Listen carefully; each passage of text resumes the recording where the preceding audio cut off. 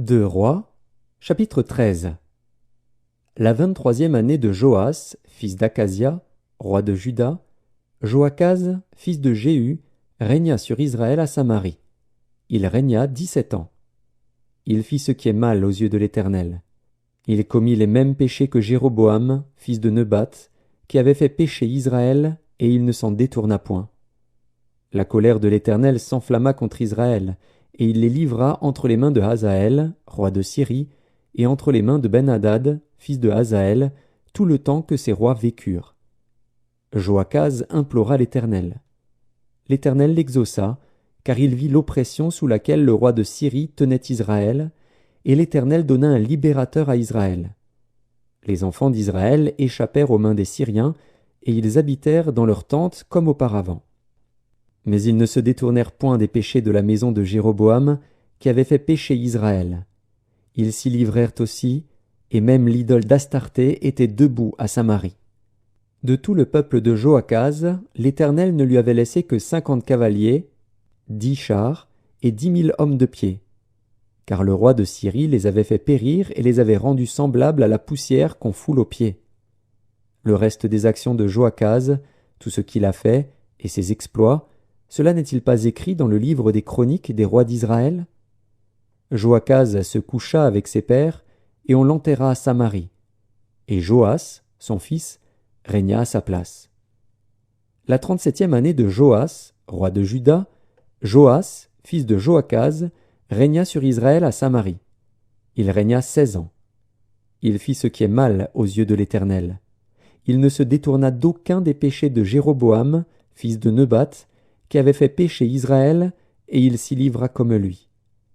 Le reste des actions de Joas, tout ce qu'il a fait, ses exploits, et la guerre qu'il eut avec Amadzia, roi de Juda, cela n'est-il pas écrit dans le livre des chroniques des rois d'Israël?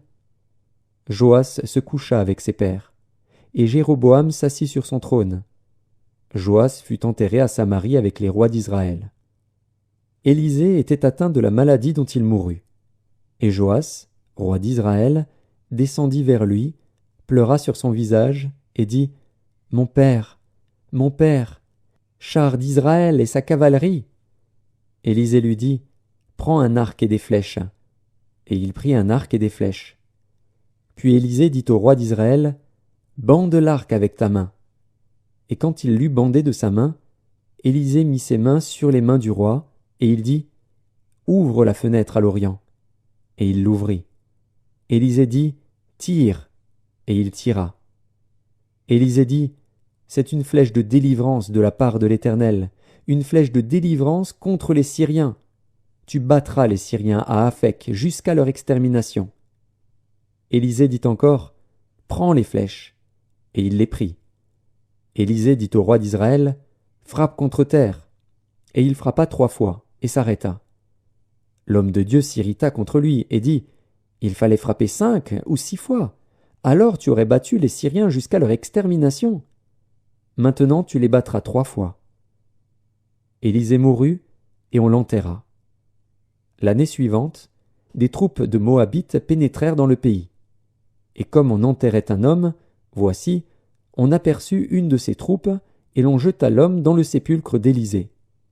L'homme alla toucher les os d'Élisée, et il reprit vie et se leva sur ses pieds. Hazaël, roi de Syrie, avait opprimé Israël pendant toute la vie de Joachaz.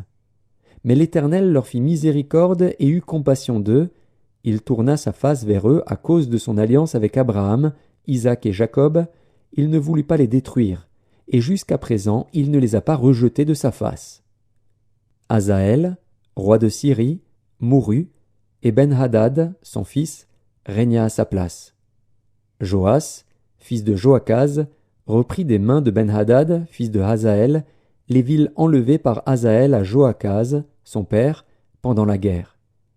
Joas le bâtit 3 fois, et il recouvra les villes d'Israël.